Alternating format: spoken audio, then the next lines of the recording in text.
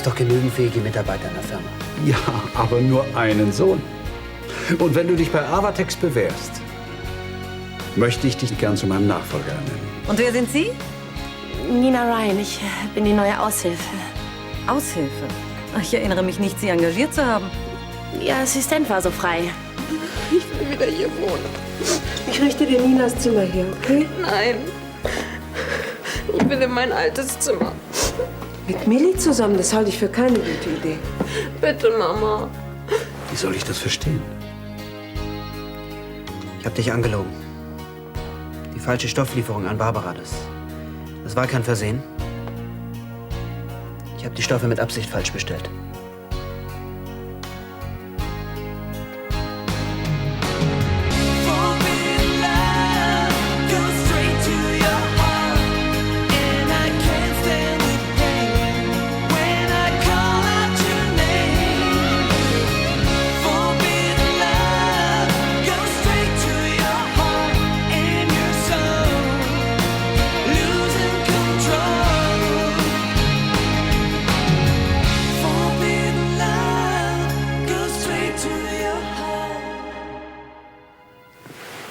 Das kann doch nicht wahr sein. Moin, damit wir uns richtig verstehen. Du hast Clarissa geholfen, Barbaras Kollektion zu sabotieren. Ja. Ich habe in ihrem Auftrag die falschen Bestellnummern an den Stofflieferanten durchgegeben. Um Barbara zu schaden.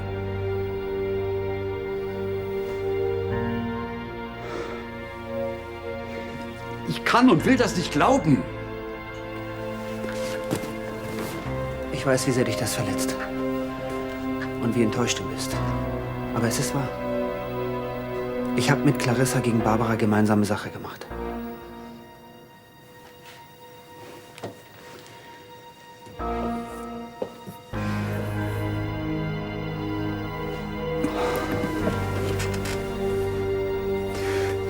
Aber warum nur? Warum? Und du warst echt mal Fußballprofi? Ja, ein ziemlich guter sogar. Ist ja cool. Na, amüsieren Sie sich gut oder darf ich irgendwas bringen? Frau Schneider. An Ihre Arbeitgeberin erinnern Sie sich also noch. Nur schade, dass Sie Ihre Arbeit vergessen haben. Ganz im Gegenteil. Ach ja? Kann mich nicht erinnern, Sie als Begleitservice für junge Damen engagiert zu haben. Ich glaube, Sie sehen da was falsch. Und weshalb steht eine mir völlig unbekannte Person hinter dem Tresen und nicht Sie? Das ist Nina. Sie ist wie geschaffen für den Job als Barkeeper. Ach, das können Sie beurteilen. Ja, ein Talent erkenne ich sofort. Sehen Sie, ich bin nicht so begabt als Barmixer. Aber ich dachte mir, dass Sie hier mit Cocktails das meiste Geld verdienen können. Sie sind trotzdem nicht befugt, einfach neues Personal einzustellen. Das weiß ich doch, Frau Schneider. Aber ich musste schnell zugreifen, sonst hätten wir Nina sicher nicht für uns gewinnen können. Soll ich Ihnen für Ihr eigenmächtiges Handeln wohl noch dankbar sein? Warum nicht? Ich meine, der Erfolg ist ja jetzt schon zu sehen. So, dann lasst es euch schmecken. Happy Hour für die Gäste und für Sie. Du hast also Barbara verraten, um dir die Zustimmung von Clarissa für das Gestüt zu erkaufen. Es tut mir leid. Ist das alles, was du zu sagen hast? Ich hatte keine andere Wahl. Clarissa hätte sonst alles zerstört. Red doch nicht so einen Unsinn. Sie hat mir die Pistole auf die Brust gesetzt. Wie konntest du dich nur wieder mit dieser Frau einlassen? Hat sie in der Vergangenheit nicht schon genug Schaden angerichtet? Es war die einzige Chance, dir deinen Traum zu ermöglichen. Ich verzichte auf einen Traum, der nur durch Lügen und Intrigen zustande kommt. Ach nun, überleg Erspar doch... mir jeden Kommentar.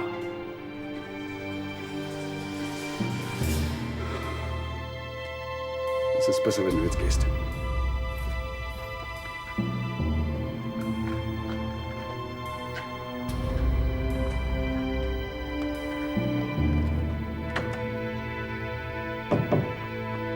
Geh ins Bett. Gute Nacht, Schatz. Schlaf gut. Ich versuch's. Nacht, Arno. Nacht, Steffi. Mama. Ich bin so froh, dass ich wieder bei euch sein kann. Alleine würde ich das jetzt nicht aushalten. Du bist immer willkommen.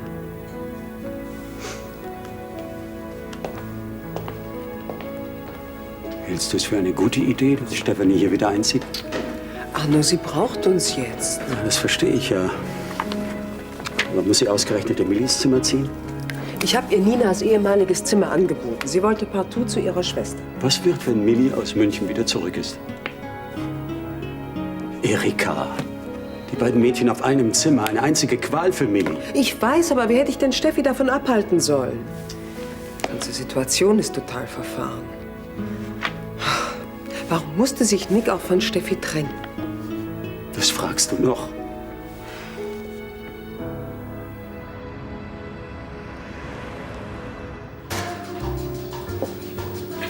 Diese Mistdinger sind verdammt schwer. Für einen Profisportler haben Sie bestürzend wenig Kondition. Kisten schleppen stand im Training nicht auf dem Programm.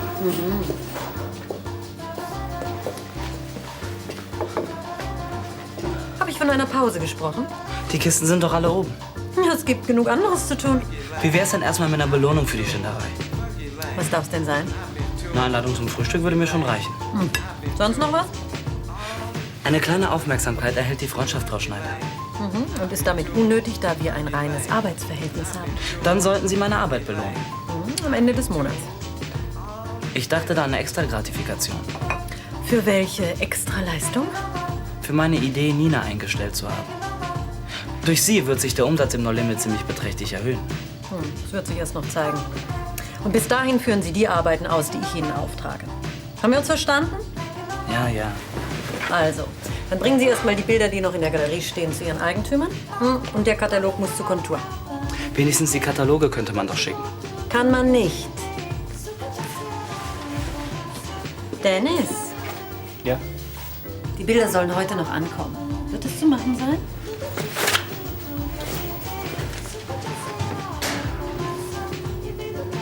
Ich kann dir gar nicht sagen, wie verletzt ich bin. Wie konnte Henning das nur tun? Er hat sich ja in der Vergangenheit schon vieles geleistet. Aber ich hatte immer den Eindruck, dass er aus seinen Fehlern gelernt hat. Er wirkte so aufrichtig. Ich hätte nie gedacht, dass das alles Fassade war. Nun stell dir mal vor, ich hätte ihm jetzt schon Avatex überschrieben. Das ist nicht auszudenken. Dann wäre Clarissa bald Chefin deiner Firma. Diese Frau ist ein Fluch. Aber sie hat enormen Einfluss auf ihn. Ja, nun, sie hat ihn mit großgezogen. Tja, und ganze Arbeit geleistet. Ich hätte Henning früher ihrem Einfluss entziehen müssen. Christoph, mach dir keine Vorwürfe. Du bist für seine Handlungen nicht verantwortlich. Ich muss was falsch gemacht haben. Dass mir mein eigener Sohn sowas antut. Du hast doch selbst gesagt, dass er nicht dir, sondern mir schaden wollte. Er hat uns geschadet. Schließlich bist du meine Frau. Und das ist wahrscheinlich genau der Punkt. Er akzeptiert mich nicht als neue Frau an deiner Seite. Das kann ich mir nicht vorstellen. Er hat dich doch immer sehr gemocht. Anders kann ich mir sein Verhalten nicht erklären.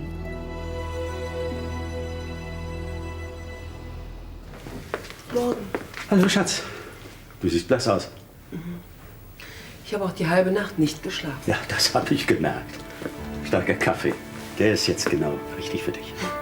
Als ob der Probleme lösen könnte. Naja, er löst zumindest Übermüdungserscheinungen. Weißt du, es macht mich einfach fertig, meine Kinder so leiden zu sehen. Stephanies Liebeskummer geht vorbei. Vielleicht ist diese Trennung gerade das Richtige für sie. Wie kannst du nur sowas sagen? Erika. Nach allem, was passiert ist, denken Nick und Steffi, dass sie keine gemeinsame Zukunft miteinander haben. Natürlich haben sie die. Wenn Nick sich wieder mit Steffi versöhnt, dann braucht sie nie was von dem ganzen Drama zu erfahren. Diese Lügen ist doch keine Basis. Die beiden lieben sich. Das ist Basis genug. Nein. Es ist für alle Beteiligten das Beste, wenn das Kapitel Nick endlich abgeschlossen wird. Ich verstehe dich nicht. Du weißt genau, was Millie alles auf sich genommen hat, um Steffis Glück nicht zu gefährden. Sie ist bestimmt auch todunglücklich über die Trennung. Und sie kommt zurück in eine völlig veränderte Situation. Du musst sie anrufen und vorbereiten. Ja. Vielleicht kann ich Nick doch noch zur Vernunft bringen. Vielen Dank für Ihren Einkauf. Ach, und schöne Festtage wünsche ich Ihnen. Danke auch. Einen guten Rutsch. Ja, danke schön, gleichfalls. Ciao.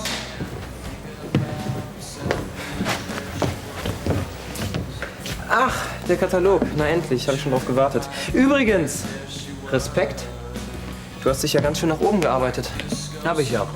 Was dagegen? Nein, überhaupt nicht. Ich gönn's dir ja. Neulich bist du noch mit Pizzakartons durch die Gegend gerannt und jetzt sind schon Hochglanzprospekte. Ich mache bei Frau Schneider einen verantwortungsvollen Job. Ja, wie ich sehe. Meine Hauptaufgabe ist die Beratung der Kunden. Welche Stilrichtung sich am besten verkaufen lässt und sowas. Ja, dann schieß mal los. Womit? Ja, mit deiner Beratung. Ich bin gespannt, was du mir über Bilder erzählen willst. Ich habe sicher weit mehr Ahnung davon als du. Deshalb trägst du auch Charlies Kataloge durch die Gegend. Woher nimmst du eigentlich deine Arroganz, Prozesski? Ach so, du heißt ja jetzt Reinhard. Den Namen habt ihr wohl nur geändert, weil euer Vater auch nur ein Laufbursche war. Lass meinem Vater aus dem Spiel, okay? Die Wahrheit verträgst du wohl nicht. Ich kann nur dein blödes Gelaber nicht abhaben. Da haben wir ja was gemeinsam. Ach, wenn ich doch mal deine Beratung brauche, dann rufe ich dich an, okay?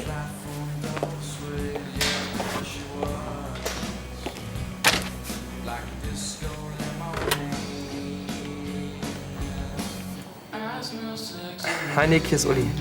Kannst du mich gleich mal ablösen? Ja, danke. Ach, kennst du schon unseren neuen Kunstexperten? Ach, Kathi, musst du nicht schon längst in der Schule sein? Ich bin gerade auf dem Weg. Wir haben heute erst zur 3. Ja. Sag mal, wo wart ihr heute Morgen alle? Ich war schon sehr früh mit Christoph im Park spazieren. Toll, ich konnte wieder alleine frühstücken. Und hat dir Henning nicht Gesellschaft geleistet? Den habe ich noch gar nicht gesehen. Weißt du, wo er steckt? Ach, wahrscheinlich in der Bibliothek. Es sieht so aus, als würde es ihm gefallen auf Christophs Sessel. Tschüss. Tschüss.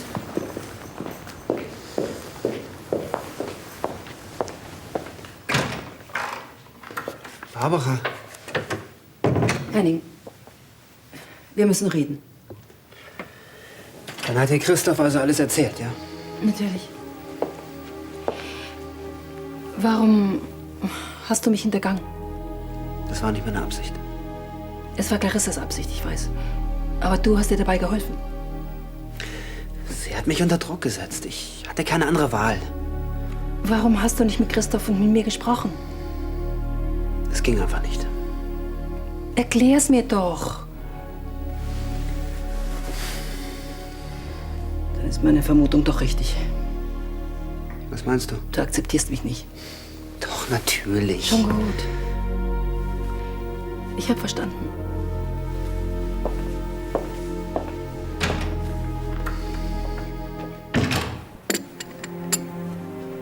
Danke.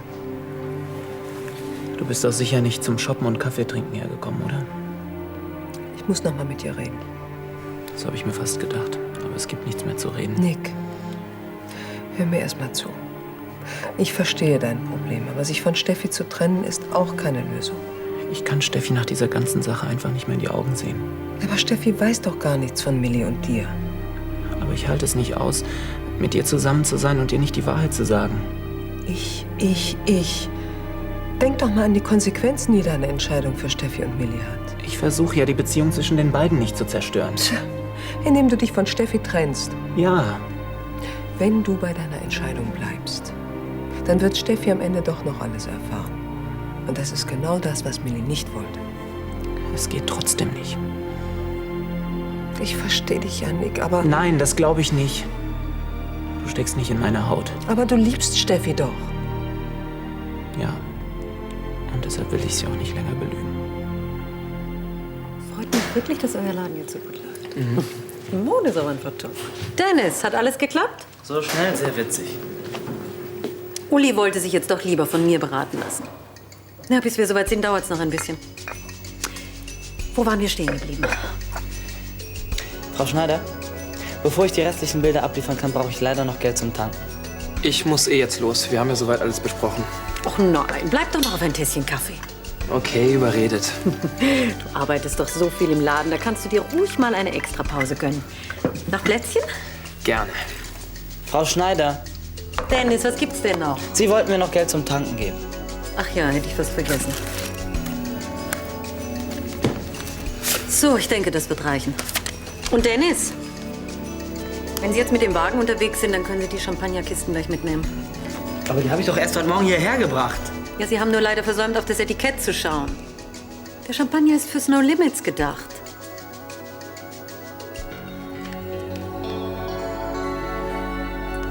Ach, ich weiß nicht. Es soll schon was Exklusives sein. Exklusiv sind beide Rahmen. Aber entscheiden müssen Sie schon selbst. Also, wenn du mich fragst, dann würde ich den nehmen. Erika. Ja, du hast recht. Der ist wirklich viel schöner. Eine ausgezeichnete Wahl. Soll ich den Rahmen als Geschenk verpacken? Ja, bitte. Bist du auch auf der Suche nach Weihnachtsgeschenken? Ja. Wie geht es dir? Also, mir geht's soweit ganz gut. Ja, mir auch soweit. Nur die Weihnachtszeit macht mich immer ein bisschen melancholisch. Liegt's wirklich nur an Weihnachten? Millie und Steffi machen mir auch große Sorgen. Ist die Sache also noch nicht ausgestanden? Ja, im Gegenteil. Die Katastrophe wird immer größer. Sag mal, hast du Lust, einen Kaffee zu trinken? Ich lade dich ein. Ich habe gleich Schicht. Hast du einen neuen Job? Im No Limits. Und macht's Spaß? Ach, sagen wir mal, es ist okay. Ich bin die meiste Zeit für die Cocktails zuständig. Da würde ich gerne mal einen testen. Dann komm doch einfach mit und ich lade dich auf einen ein. Hm? Okay. Ja. Jetzt wird's auch Zeit für mich. Nick ist ganz allein im Laden. Ja, da will ich dich nicht länger aufhalten. Über die Details sprechen wir noch. Hm? Okay. Vielen Dank für den Kaffee und die Plätzchen. War mir ein Vergnügen. Tschüss. Was machen Sie denn eigentlich noch hier? Na, der Champagner bewegt sich nicht allein in die Kneipe. Worauf warten Sie denn noch? Darauf, mit Ihnen alleine zu sein. Was soll das denn heißen? Ist das wieder eines Ihrer zweifelhaften Angebote? Ganz sicher nicht. Bin ich ja beruhigt. Ja, dann sehen Sie zu, dass Sie jetzt in die Gänge kommen. Ich bin doch nicht Ihr Lakai. Betreiben Sie jetzt nicht ein bisschen?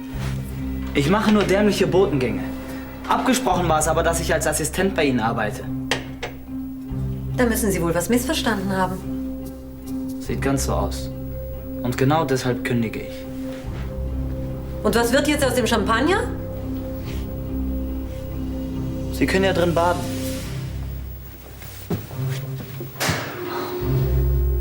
Sieht das köstlich aus. Kannst du nicht warten, bis wir alle anfangen? Hallo. Hallo. Hi. Hallo Henning. Setz dich, alles klar? Alles in Ordnung, ja. Hast du schon dran gedacht, dich um Personal für deine Praxis zu kümmern? Mensch, Mama, Gero ist doch kein kleines Kind mehr. Ich erinnere ihn ja nur daran. Mach dir keine Sorgen. Ich habe schon inseriert.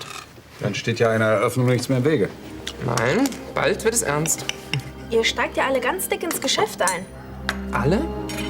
Na, Henning wird doch Geschäftsführer von Avatex. Ach, und warum sagt mir das keiner? Weil... Mensch, Henning, ich freue mich total für dich. Darauf müssen wir unbedingt anstoßen. Das ist doch noch gar nicht spruchreif. Ja, es gibt da noch einiges zu bedenken. Wieso das denn? Henning kennt den Laden noch von früher. Absolut naheliegend, ihn wieder einzustellen. Also, ich organisiere jetzt den Champagner. Weiß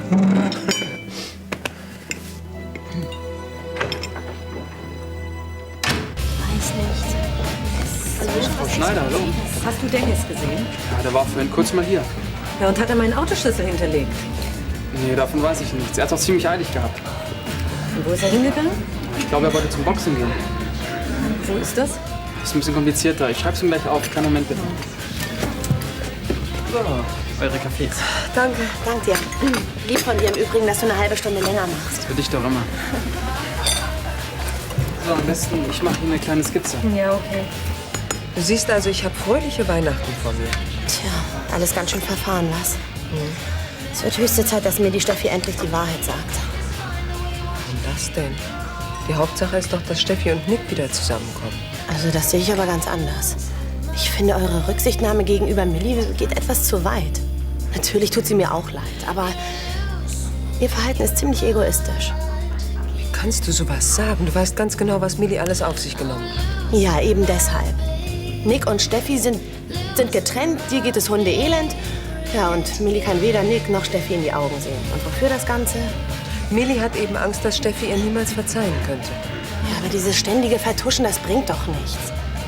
Nick, Millie und Steffi sollten entsprechend mit ihrer Situation umgehen und sie endlich klären. Ansonsten werden sie nie normal miteinander umgehen können.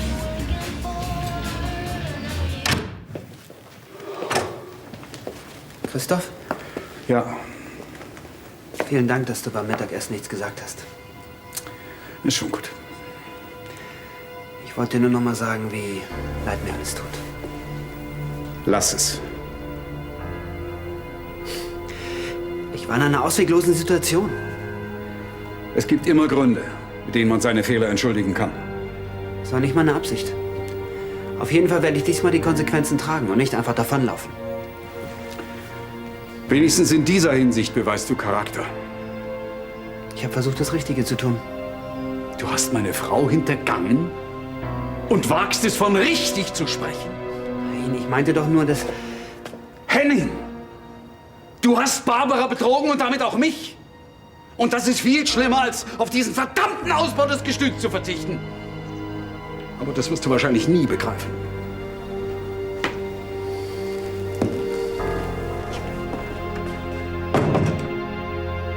Ja, ist doch wunderbar. Ja, ich auch. Gefällt Ihnen die Farbe? Sehr gut. Nick, Erika, ich habe dir alles gesagt.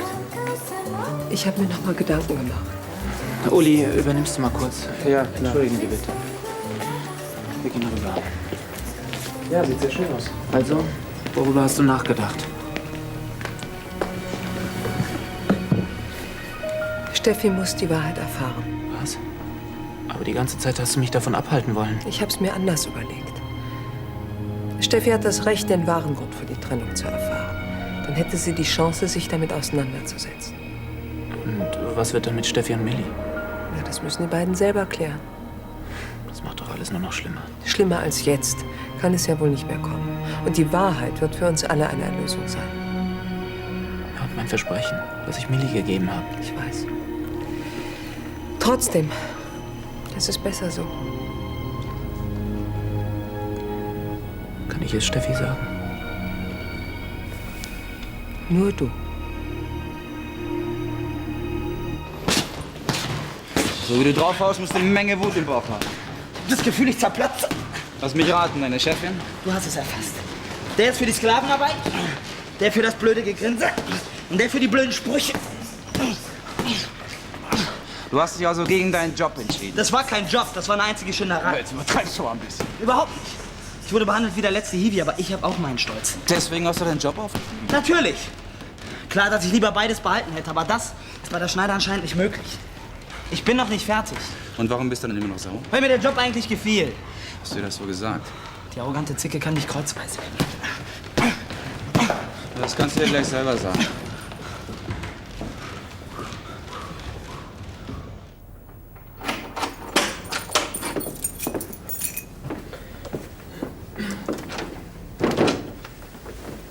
Es wird schon. Mama? Ja? Nick.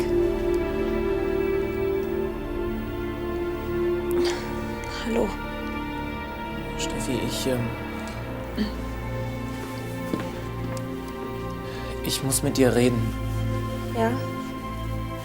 Ich habe mit... Hallo, ich bin wieder zurück.